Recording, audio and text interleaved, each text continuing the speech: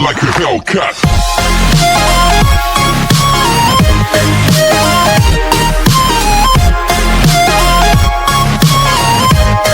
Part 4 में हम देखते हैं कि जब कनादे सानो से कहता है कि वो उसके स्कूल में ट्रांसफर होना चाहता है, तो उस पर सानो बोलता है कि ठीक है, हम तुम्हारा ट्रांसफर अपने स्कूल में कर देंगे, बट तुम पहले हमें ये बताओ कि तुम हमारे स्कूल में ट्रांसफर क्यों होना चाहते हो, कैरी की वजह से। तो ये सुन कनादे हैरानी से बोलता है कि हाँ, आपको कैसे पता, क्या आप जानते हो कैरी को?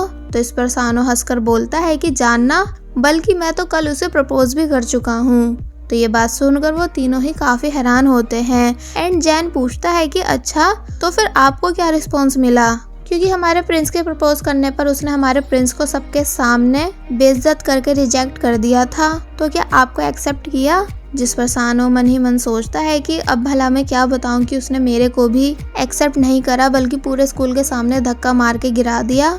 पर अब वो ये बात इन तीनों को बताकर अपनी इंसल्ट थोड़ी करवाता, इसलिए कहता है कि वो भी मुझे पसंद करती है, पर अभी इस बात को एक्सेप्ट करने से शर्मा रही है, इसलिए उसने बाद में आंसर देने को बोला है। तो ये सुन वो तीनों हंसने लग जाते हैं और समझ जाते हैं कि सानो झूठ बोल रहा है, और फिर वहाँ से जाने लगते हैं। पर फिर तभी कनादे पीछे मुड़कर बोलता है कि कैरी सिर्फ मेरी प्रिंसेस है, इसलिए अगर तुम उसे अपना बनाने का सोच रहे हो तो भूल जाओ, क्योंकि मैं उसे अपने अलावा और किसी का कभी नहीं बनने दूंगा। और फिर वहाँ से चला जाता है। जिसकी ये सब बातें सुन सानो को बहुत ही ज्यादा गुस्सा आता है कि ये खुद को समझता क्या है, और वो गुस्से में उसे अपनी मिडल फिंगर दिखाने लगता है।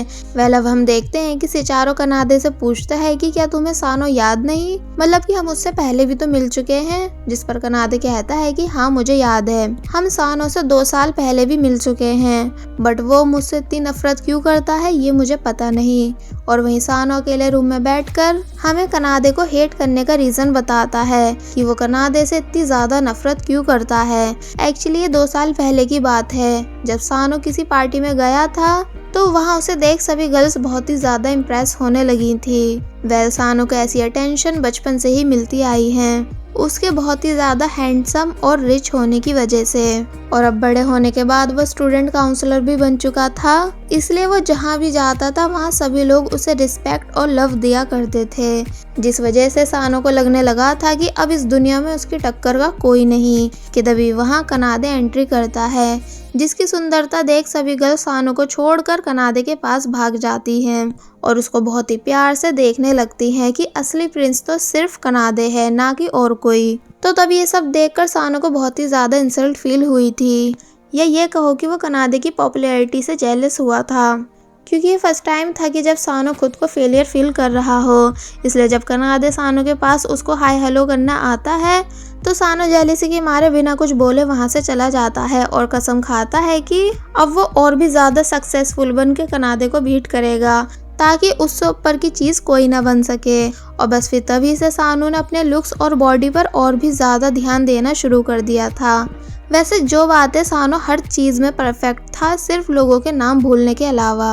और फिर जब सानो को पता चला कि कनाडे कैरी को पसंद करता है तो उसने कनाडे को इस चीज़ में हराने के चक्कर में कैरी को प्रपोज किया। पर अफसोस वो इस चीज़ में भी कनाडे को हरा नहीं पाया, क्योंकि कैरी खुद सानो को रिजेक्ट कर चुकी थी।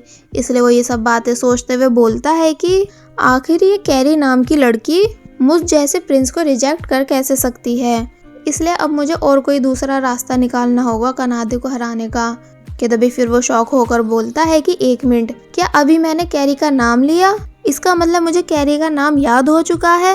और फिर बहुत ही ज़्यादा खुश होकर बाहर आकर ये बात मैंडी को भी बताता है कि मुझे कैरी का नाम याद हो गया।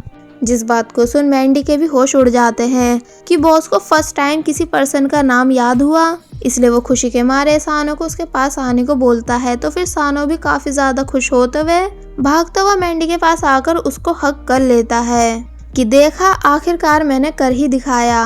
और वहीं क्योंकि अपने दोस्तों के साथ कैरी के आगे पीछे घूमकर उससे उसके साथ बाहर चलने के लिए पूछता है, जहां जब जैसी कैरी रुककर पूछती है कि आखिर तुम लोगों की प्रॉब्लम क्या है, मतलब कि क्यों मुझे परेशान कर रहे हो, तो ये सुन कुकी वहीं स्टॉप हो जाता है कि कैरी ने मुझे रिप्लाई दिया, मतलब कि उसने मुझसे बात की। और फिर बहुत ही ज़्यादा खुश होने लगता है कि तभी सामने से कनाडे कैरी का नाम पुकारते हुए आता है, जिसे देख कैरी वहीं रुक जाती है। एंड हमेशा की तरह कनाडे को देखकर अपने चिक भेजती है एंड उसे देख कुकी बोलता है कि अब भला ये कौन है, जिस पर उसके दोस्त बोलते हैं कि देखने में तो प्रिंस जैसा लग रहा है। कनादे कैरी को बताता है कि उसने उसके स्कूल में ट्रांसफर करा लिया है। तो ये सुन कैरी काफी हैरान होती है, बट कुकी तभी बीच में आकर बोलता है कि तुम कौन और कैरी से बात क्यों कर रहे हो, जिस पर कनादे कहता है कि अबे ओ साइड में हट, मुझे तेरे से बात नहीं करनी। और फिर कैरी के पास आकर उसको बहुत ही प्यार से अपने पास खींचते हुए बोलता है कि क्या तुमने मेरे आने का इंतजार किया था, शिट प्रिंसेस। जिस बात को सुन वह हैरान हो जाती है और समझ जाती है कि कनादे यहाँ उससे बदला लेने के लिए आया है। इसलिए वो कनादे से पीछे होकर बोलती है कि मैंने तुम्हारे आने का कोई वेट नहीं किया, समझे शिट प्रिंस। और फिर वहाँ से चली जाती है। जिसकी ये सब बातें सुन कनादे को काफी ज्यादा गुस्सा आता है कि इसकी हिम्मत कैसे हुई मेरे से ऐसे बात करने की। तो इस पे सिचारो उसे समझाता है कि वो लोग यहाँ कैरी को इम्प्रेस करने के लिए आए हैं, ना कि उससे लड़ने के लिए। इसलिए तुम्हें ना चाहते हुए भी कैरी के साथ अच्छे से बिहेव करना ही होगा। जिसके बाद फिर हम देखते हैं कि जब कैरी वहाँ से जल्दी जल्दी अपने घर जा ही रही होती है कि तब इतने में वहाँ सानो कैरी का नाम पुकारते हुए आता है। तो ये सुन कैरी काफी शॉक हो जाती है कि इस भुलक्कड़ को मेरा नाम कैसे याद हुआ। और वहीं ये चीज गोल्डी, ब्लैकी एंड कुकी भी नोटिस कर काफी हैरान होते हैं और फिर सानो के लिए क्लैपिंग करने लग जाते हैं कि अरे वाह, फर्स्ट टाइम इसे किसी का नाम याद हुआ। और फिर सानो कैरी के पास आकर बोलता है कि तुम वो पहली लड़की हो जिसका नाम मुझे याद हुआ है, इसलिए अब तुम इसे कोई करिश्मा बोलो या फिर हम दोनों का नसीब, पर अब मैं तुम्हें हर हाल में पाकर ही रहूंगा। जिस बात को सुन कैरी हैरान हो रही होती है। देन सानो आगे बोलता है कि वैसे हाँ, ये बात सच है कि लास्ट टाइम मैंने तुम्हें कनादी की वजह से प्रपोज किया था ताकि उसे जेलस करा सकूं, पर अब तुम्हारा नाम याद करने के बाद मैंने रियलाइज किया कि मेरी फीलिंग्स तुम्हें लेके रियल है, मतलब कि अब मैं तुम्हें सच में पसंद करने लगा हूँ। जिसकी बातें सुन मैंडी इमोशनल होने लगता है कि चलो फाइनली अपना भुलक्कड़ प्रिंस बड़ा हो ही गया। और अब इससे पहले कि कैरी कुछ कह पाती के तभी इतने में वहाँ कनादे भी आ जाता है और बोलता है कि अरे वाह, लगता है कि अब तुम सच में कैरी को पसंद करने लगे हो, तो फिर इसका मतलब अब हम दोनों राइवल्स हुए। जिस बात को सुन सानो हैरान हो जाता है कि राइवल्स, सुनने में कितना अच्छा लग रहा है ना कि अब हम दोनों प्रिंस प्रिंसेस को पाने के लिए आपस में फाइट करेंगे। इसलिए फिर सानो आगे बढ़कर कनादे से हाथ मिलाकर ऑफिशियली फाइट अनाउंस कर देता है। तो ये देख सभी लोग काफी ज्यादा इमोशनल हो जाते हैं, बट कैरी इन सभी को ऐसे नौटंकी करता हुआ देख वहाँ से चली जाती है कि तभी कुकी उन सभी के बीच में आकर बोलता है कि फाइट, कैसी फाइट, क्या तुम सभी पागल हो गए हो। एंड उन सभी को याद दिलाता है कि कैरी सिर्फ उसकी है, पर कुकी की बातों को कोई भी सीरियस नहीं लेता। एंड कनादे बोलता है कि एक मिनट, कैरी कहाँ गई। और फिर ये सुन सभी लोग कैरी को ढूंढने लगते हैं, बट जब तक कैरी उन सभी को बेवकूफ़ बोलते हुए स्कूल से जा चुकी थी। और वहीं जब रिची स्कूल में इतने सारे प्रिंस को इकट्ठा देखता है तो हैरानी से बोलता है कि ओ नो, लगता है कि कंपटीशन बहुत ही सीरियस होने वाला है। और वहीं दूसरी तरफ चेयरमैन सभी प्रिंस को उनके स्कूल में ट्रांसफर होता हुआ देख बहुत ही ज्यादा खुश हो रहे होते हैं और बोलते हैं कि अब स्कूल में 3rd generation legendary Prince competition करवाने में बहुत ही ज्यादा मजा आएगा, क्योंकि इस साल हमारे पास एक से एक बढ़िया प्रिंस हैं। और फिर वो हथौड़ी से उन सभी प्रिंस के बारे में डिटेल से बताने को बोलते हैं, जहाँ फिर जब जैसी हथौड़ी उन्हें सभी प्रिंस के बारे में डिटेल से बताने लगता है तो ये सुन चेयरमैन और भी ज्यादा खुश होने लगते हैं कि अब तो पक्का मेरा स्कूल पहले से भी ज्यादा फेमस बन जाएगा। बट हथौड़ी बताता है कि पर इनमें से कोई भी कंपटीशन में पार्टिसिपेट करने के लिए इंटरेस्टेड नहीं, इसलिए क्यों ना हम कैरी का चारा बनाकर इन सभी को जाल में फंसाएं। मतलब कि हम ये अनाउंसमेंट करवा देते हैं कि जो भी लेजेंडरी प्रिंस बनेगा उसे कैरी मिलेगी। तो ये सुन वो सभी पक्का कंपटीशन में पार्टिसिपेट करने के लिए मान जाएंगे, जो आइडिया चेयरमैन को भी एकदम बढ़िया लगता है। इसलिए वो हथौड़ी से और भी प्रिंस को ढूंढ के लाकर जल्द से जल्द कंपटीशन स्टार्ट करवाने के लिए बोलते हैं। और वहीं दूसरी तरफ हम देखते हैं कि रिची, जो कि सभी प्रिंस को स्कूल में इकट्ठा देखने के बाद काफ़ी उदास था, इसलिए वो हमें यहाँ अपनी स्टोरी बताता है कि वो शुरू से लड़कियों में बहुत ही ज़्यादा फेमस रहा है अपने हैंडसम लुक और रिच होने की वजह से। मतलब कि उसे हमेशा लड़कियों ने फुल अटेंशन दी है, जिस वजह से उसको लगने लगा था कि उसके पास लाइफ में सब कुछ है। मतलब कि उसके पास हर वो एक टैग है जो एक प्रिंस के पास होना चाहिए।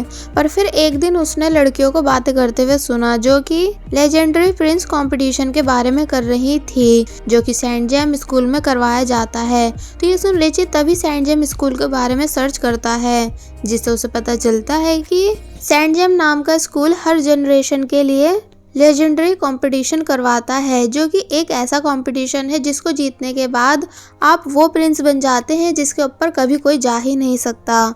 इसलिए फिर रिची को भी इस लेजेंडरी कंपटीशन के टैग को पाने की इच्छा बढ़ने लग जाती है। बट अफसोस की बात ये थी कि अब वो एक हाई स्कूल स्टूडेंट नहीं, जिस वजह से वो यहाँ काफी उदास भी हो जाता है। पर जब वो दोबारा कंपटीशन की डिटेल्स रीड करता है तो उसे रीड कर उसको पता चलता है कि कंपटीशन में पार्टिसिपेट करने के लिए आपको सेंट जेम्स स्कूल का पास्ट स्टूडेंट, प्रेजेंट स्टूडेंट या फिर टीचर होना भी काफी है। तो ये देख वो बहुत ही ज्यादा खुश हो जाता है और डिसाइड कर लेता है कि वो पक्का कंपटीशन में पार्टिसिपेट करके ही रहेगा।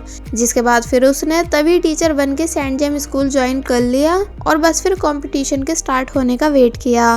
पर अब धीरे धीरे इतने सारे फ्रेंड्स को स्कूल में आता देख वो काफी वरीड भी होता है, क्योंकि अब कंपटीशन काफी टफ होने वाला था। पर फिर फुल कॉन्फिडेंस के साथ बोलता है कि कोई नहीं, कितने भी प्रिंस आए या फिर जाएं, बट कंपटीशन तो मैं ही जीत कर रहूंगा, क्योंकि इसका मैंने बहुत टाइम से वेट किया है। और फिर वॉल पर लगी पहले के 2 मिनट्स की फोटो को देख बोलता है कि मेरा वेट करना, मैं बहुत जल्द 3rd जनरेशन लेजेंडरी प्रिंस बनूंगा। और फिर वहां से चला जाता है। जिसके बाद फिर नेक्स्ट डे हम देखते हैं कि सिचारो कनाडे को भी सेंट जेम्स स्कूल में होने वाले लेजेंडरी प्रिंस कंपटीशन के बारे में बताता है। तो ये सुन जैन कनाडे से पूछता है कि क्या तुम कंपटीशन में पार्टिसिपेट करोगे, बट कनाडे मना कर देता है, ये बोलते हुए कि मुझे इस टाइप के कंपटीशन में पार्टिसिपेट करने का कोई शौक नहीं। कि तभी कनाडे का एक सर्वेंट वहां आकर उसको उसके डैड का मैसेज बताता है कि आज रात उसके डैड कनाडे और ताकातो के साथ डिनर करेंगे। तो ये बात सुन वो काफी गुस्सा होने लगता है कि अब क्या मुझे फिर से ताकातो से मिलना पड़ेगा। आगे बढ़ने से पहले मेरी आप सभी से रिक्वेस्ट है कि अगर आप सभी ने अभी तक हमारे चैनल को सब्सक्राइब नहीं किया है तो आप सभी प्लीज पहले हमारे चैनल को सब्सक्राइब कर दीजिए और साथ ही वीडियो अच्छी लग रही है तो लाइक एंड कमेंट भी कर दीजिएगा। और वहीं दूसरी तरफ हथौरी कैरी की इन्फॉर्मेशन लेकर चेयरमैन के ऑफिस जाता है। तो तब रिची कान लगाकर उन दोनों की बातें सुनने लग जाता है, जिससे उसको पता चलता है कि ये लोग कंपटीशन में कैरी का यूज करने वाले हैं। इसलिए सुन रिची तुरंत ही भागते हुए स्टूडेंट इन्फॉर्मेशन रूम आता है और वहाँ कैरी के बारे में सभी इन्फॉर्मेशन देखने लगता है कि भला ऐसी क्या खास बात है इस लड़की में। पर रिची को कैरी की इन्फॉर्मेशन में ऐसी कोई खास बात नहीं दिखती, बल्कि कैरी तो बहुत ही ज्यादा पुअर लड़की होती है जिसके पास बिल्कुल भी आउटस्टैंडिंग फ्यूचर्स नहीं। तो ये देख वो बोलता है कि फिर क्यों सभी प्रिंस इस सिंपल लड़की के पीछे पड़े हुए हैं। और फिर कैरी के बारे में और भी पता लगाने के लिए रिची कैरी के घर के बाहर पहुंचता है, जहां उसकी मुलाकात हारू से होती है। तो उसे देख वो मन में बोलता है कि ये कौन है, दिखने में तो बिल्कुल रिच प्रिंस की तरह लग रहा है, पर ये ऐसी छोटी जगह पर क्यों रह रहा है। और वहीं हारू रिची को और बाकी सब बॉयज की तरह सोचकर उसको गुस्से से देखने लगता है। पर जब रिची बताता है कि वो कैरी का टीचर है तो ये सुन वो खुश हो जाता है और उसको हेलो करने लगता है। देन रिची पूछता है कि क्या कैरी घर पर है, मुझे उससे स्कूल से रिलेटेड कुछ बात करनी है। बट हारू बताता है कि नहीं, मतलब कि वो इस टाइम अपनी पार्ट टाइम जॉब पर गई हुई है। और फिर वो रिची से पूछने लगता है कि वैसे क्या कैरी अपने स्कूल में बहुत ही ज्यादा फेमस है, मतलब कि क्या सभी लड़के उसे पसंद करते हैं। जिस पर रिची बोलता है कि हाँ थोड़ा बहुत, पर तुम ये क्यों पूछ रहे हो। तो इस पर हारू बताता है कि इसलिए क्योंकि मैं उसका बड़ा भाई हूँ, इसलिए मुझे अपनी बहन यानी कैरी की फिक्र लगी रहती है। एंड साथ ही मैंने कैरी से बोल रखा है कि अगर वो किसी भी लड़के को डेट करेगी तो उससे पहले मुझे मिलाएगी। जिस बात को सुन रिची बोलता है कि बड़ा भाई, पर रिकॉर्ड्स के अकॉर्डिंग तो कैरी का कोई भाई नहीं। तो इस पर वो बताता है कि मैं शुरू से कैरी के बराबर में ही रहता हूँ ना, इसलिए मैंने उसे अपनी बहन बना रखा है। तो ये सुन वो बोलता है कि अच्छा ऐसी बात है। और फिर सोचने लगता है कि वैसे कैरी को हर कोई किसी न किसी रिलेशन से पसंद करता ही है, पर मैं अभी तक कैरी के लिए कुछ फील क्यों नहीं कर पा रहा हूँ। मतलब कि टोटली सभी प्रिंस कैरी को पसंद करते हैं, जैसे वो कोई प्रिंस मैग्नेट हो, पर बस अभी तक मेरे को उससे प्यार क्यों नहीं हो रहा। वेल वो ये सब बातें ध्यान से सोच ही रहा होता है कि तभी हारू उसे जोर से आवाज दे के होश में लाता है एंड मजे मजे में उसे बताने लगता है कि वो भी सेंट जेम स्कूल का स्टूडेंट रह चुका है। तो ये सुन रिची पूछता है कि तो फिर तुमने अपने टाइम में लेजेंडरी प्रिंस कंपटीशन में पार्टिसिपेट क्यों नहीं किया, जबकि तुम तो इस कंपटीशन के लिए बिल्कुल परफेक्ट हो। तो ये सुन हारू सीरियस होकर बोलता है कि इस बारे में एक शब्द नहीं, प्लीज मेरे जख्मों पर नमक मत छिड़कना। तो ये सुन फिर रिची उसे सॉरी बोलने लगता है, पर फिर पूछता है कि क्यों, मतलब कि क्या इस कंपटीशन से रिलेटेड आपके साथ कुछ बहुत ही बुरा हो चुका है। तो इस बात पर हारू रोते हुए बताने लगता है कि हाँ, मतलब कि जब मैं भी सेंट जेम स्कूल में था तो मैंने भी बहुत खुशी खुशी इस कंपटीशन में पार्टिसिपेट किया था, पर अफसोस लाख कोशिश करने के बाद भी मैं जीत नहीं पाया, जिसका गम आज तक मेरे इस दिल में है। जिसकी इतनी दुख भरी दास्तान सुन रिची हमदर्दी में बोलता है कि तो फिर तुम अब कंपटीशन में पार्टिसिपेट ले लो, वैसे भी कुछ दिन के बाद कंपटीशन स्टार्ट होने ही वाला है। जिस पर वो बोलता है कि पर अब तो मैं सेंट जेम स्कूल से अपनी स्टडी कंप्लीट कर चुका हूँ। तो इस बात पर रिची उसको समझाता है कि इस बात से कोई फर्क नहीं पड़ता, मतलब कि आप पास स्टूडेंट होने के बाद भी कंपटीशन में पार्टिसिपेट कर सकते हो, बस आपका कैसे भी करके सेंट जेम स्कूल के साथ कनेक्शन होना चाहिए। तो ये बात सुन हारू के होश उड़ जाते हैं, मतलब कि ये बात जानकर वो बहुत ही ज़्यादा खुश होता है, क्योंकि उसे लगा था कि एक बार हारने के बाद वो दोबारा कंपटीशन में पार्टिसिपेट नहीं कर पाएगा, पर अब ये जानने के बाद कि वो दोबारा पार्टिसिपेट कर सकता है, इसलिए वो यहाँ बहुत ही ज़्यादा खुश होता है कि तभी उसको बुलाने उसकी फ्रेंड्स आ जाती हैं, इसलिए वो रिची को बाय करके खुशी खुशी वहाँ से चला जाता है। जिसके बाद फिर नेक्स्ट सीन में हम देखते हैं कि जब रात को कैरी वापस घर जा रही होती है कि तभी कोई छुप छुप कर उसका पीछा करने लग जाता है, जिसे जब जैसी पीछे से रियो पकड़ता है तो वो और कोई नहीं बल्कि कुकी था, जो कि रियो को बताता है कि मैं तो बस कैरी का बॉडीगार्ड बन के उसे प्रोटेक्ट करने की कोशिश कर रहा था।